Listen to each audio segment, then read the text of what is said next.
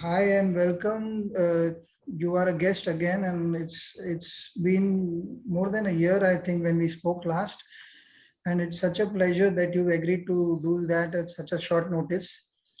Ushwa has been a guest on our Voices of the Youth last year, and I think she was the first, and that was a brilliant conversation that we had. Uh, Here now we are going into a more softer territory, but before I talk more about that, would you just introduce yourself and tell us a little bit about yourself? Okay. Hi, my name is Ushwa. And even though it's been a year, I'm still really, really bad at these introductions. Though I have gotten better at understanding who I am. I'm somebody that thinks in numbers, and I'm somebody that sees the world in colors. And I'm a poet and a rocker. One of my juniors wrote that for me once, and I've stuck to it. It seems to be a good, a good introduction for me. I'm like, okay, yeah, I'm gonna stick to that. Yeah. Wonderful. And okay, my first question right away, because of how you introduce yourself. It's such a Yeah. basic thing. We think we know ourselves. Yeah. We're quite educated. We have things going for us, and lucky to be born to parents where uh, two meals a day is not a difficulty. A roof over our heads and choice of uh, careers, lifestyles, so many things are available to us. Yeah. Why should it be difficult for us to be able to introduce ourselves or what we think of ourselves? It depends. Personally, I think I don't really understand the concept of saying hi, this is who I am in one sentence. Um, Mostly, and also on a larger level, I guess it's hard for people to quantify everything that they are. Some people choose to do that by their successes, but other people choose to do it by, things that have remained constant for their entire life, like, where they come from or what type of a family. And those are some ways that you can quantify yourself, and they don't ever change. So it becomes like an identity block. But apart from that, everything else in your mind is constantly in flux, whether you realize it or not. And so you end up having to just constantly be like, is this who I am today? And especially as a young person, I know that just in the past 5 years, I've gone from an identity change every 6 months to like an identity change every 3 months to an identity change every 1 year. So hopefully that progresses in the right direction. But I Okay, don't know. what if you haven't progressed and what if you have regressed? How does that affect actually? Because you are you, isn't it? That's true. I don't think there is a linear scale to it. It's not like, this is how you are. Sometimes you will regress. Sometimes the way that you see yourself has to go backwards. But when you take a step backward is when you can see the bigger picture and then move forward in the direction you want to, right? So it's fine if you've regressed. It's fine. Just take My it a question step then, at a time. sorry. Yeah. Um, uh, Sorry, I didn't hear the last line. Oh, I said it's fine if you regressed. Take it one step at a time. That's Yeah. it. Um, I want to delve a little deeper into these words called regress and progress or success, whatever you want to call it. Okay. Um, I'll try and quantify the good term that you've been using in the last couple of minutes. I really like it because it forces us to acknowledge the facticity of the, if there's such a word, of Yeah. what we are talking about. Um, Yeah. so, for example, uh,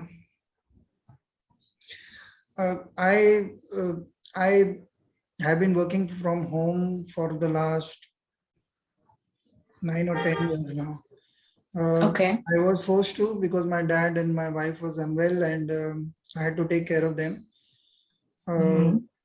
and I found a job which paid me higher than I was ever paid anywhere, ever. Okay. Okay. And it was a it was in an industry which I'd done no work. I went for the interview. The first thing I told them, I have never worked in events. That was the industry I was working in. Yeah. He said, yeah, we don't care. As long as you write well and you have been recommended by somebody who's already working with us, so it's good. Yeah. And I don't even know what am I doing. And they have said yes to each and every one of my conditions. I will not come for meetings. I won't do this. I won't do that. They were, I was like, either I am better than I have thought, or else there is some catch. But there was no catch. Yeah. They were willing to give me time and space to understand the business. Yeah. So it was a regression in the sense that as a writer in advertising, I wasn't getting the kind of work in events because it was more about basics, speeches for guests and MC speeches and stuff like that. So let me Yeah. welcome Ushwa on stage, stuff like that I had to write, and which was not really testing my capabilities, but I was happy because I was being paid a lot. I couldn't even Yeah. define that thing. Yeah. And thankfully, I was in a position that I didn't want a definition. I just wanted money coming in so that I could do serve my Yeah. family needs better. So my Yeah. question to you, sometimes, or rather all the times, uh, we really try to use words very strictly as if they mean everything about that subject, but they may not mean so. Like I Yeah. couldn't have stood around with my other advertising colleagues and spoken about big brands were there, but the kind of work I was doing, or be proud of what I was doing, or but not that I was feeling any ashamed, because I Yeah. was like, things have to be done, so they will be done. How I feel Yeah. about it does not matter. So my question to Yeah. you is, does does these feelings of regress and success and this, because these are such strong terms, they start defining our identity, which That's is also true. now connected to what you said in the first line, that people try to define themselves by my success, or Yeah. by my religion, or by my the place I belong to, the language I speak. While these Yeah. things are constant, but every second guy in my religion belongs to the religion, and he can talk the language, and he can dress like me, and so it's not Yeah. really. I have a funny incident that I want to say. We were talking about birthdays, and I told a friend, I don't like my birthday. I can like everybody's birthday, but I think I don't want to be congratulated for something that I had no hand in. Like I want, there is no sense of achievement in it. It's like everyone has one. Matlab, I really get Yeah. irritated. What are you wishing me about? I have done nothing for like to be proud of or anything unique. So she was Yeah. laughing. She said, I think you must let it just pass. Don't get too serious about this kind. But yeah, it's a funny thing. We we are so stuck to definitions. And when you were Yeah. saying regress in this, I was feeling queasy in my heart, because I was thinking, how do I pinpoint what I'm feeling? But this is what I'm feeling. So, what do you have to say about that? How do you define yourself when you don't have the word to define yourself, for example? What do you think of yourself?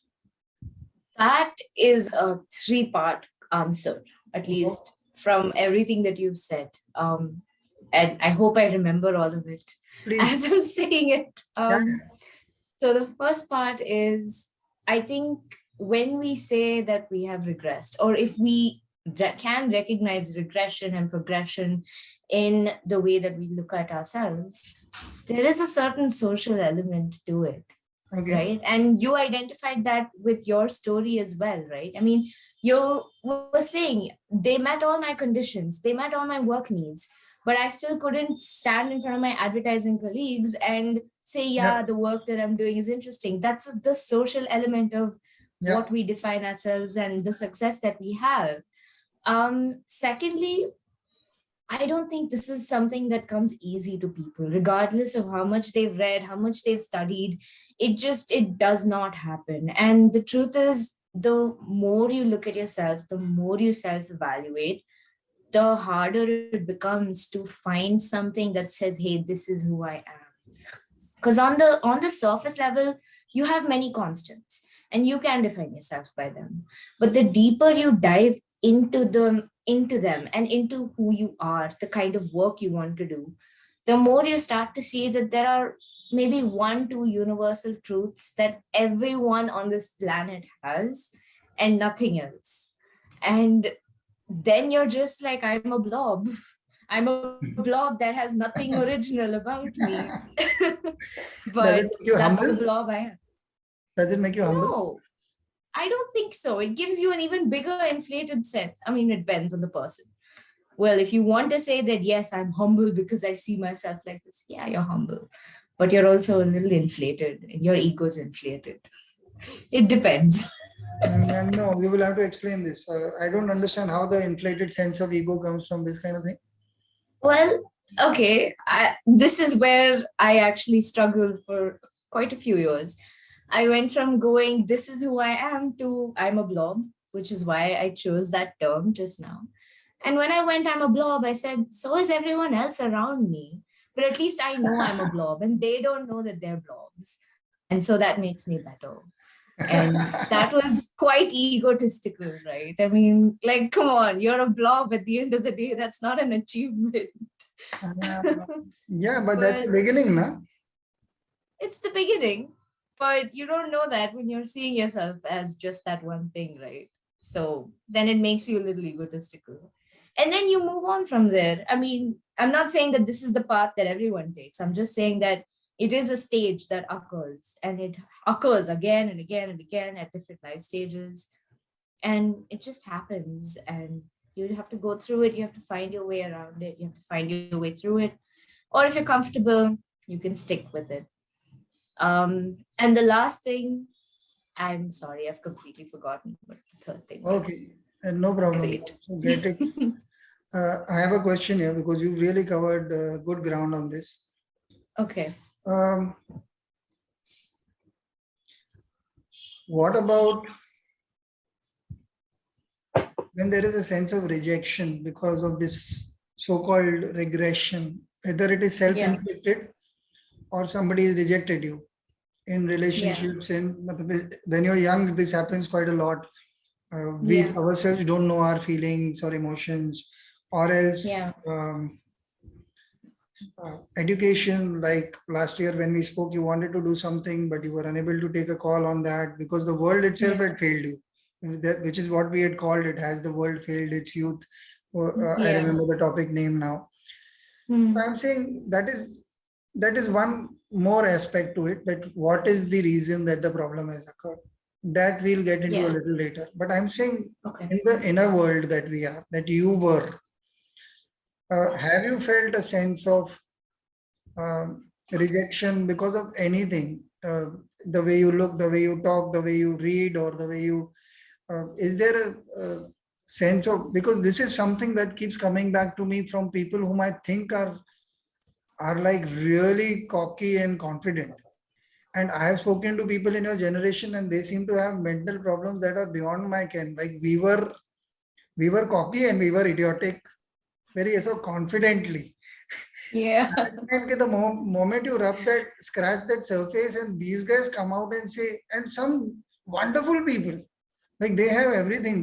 They put up dance videos on Insta, and when they talk about a subject, they have so much knowledge about it. And you think they got it made, yaar. मतलब मुझे तो अक्ल ही नहीं था when I was this young. And then suddenly they say something, and you're like, my heart expands immediately. I just want to say, look, don't worry, we're there. We're there. So why has this happened to you? And if it has, why does this happen? What is the trigger point for you? Well, it changes with each life stage and with each event. And that is the one thing that stays universal for everyone. I think people my age and generally the youth today, we understand the way that we're feeling a little better because we see it in our media better.